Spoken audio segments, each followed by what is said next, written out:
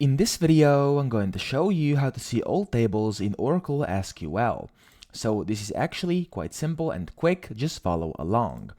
What you want to do is first, once you're inside your command prompt, you want to type in SQL plus, okay?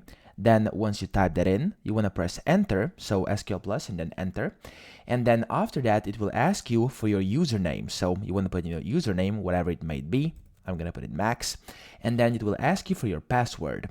After that, just type in your password real simply, and after that you will get a prompt which will say connected to, and then it will say Oracle database, and then etc, etc. So it will connect you essentially the Oracle's database inside the SQL.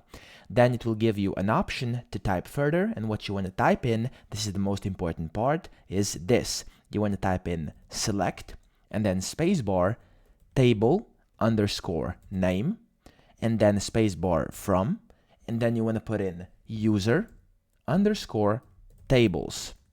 So tables, and then you want to put in a semicolon. There we go.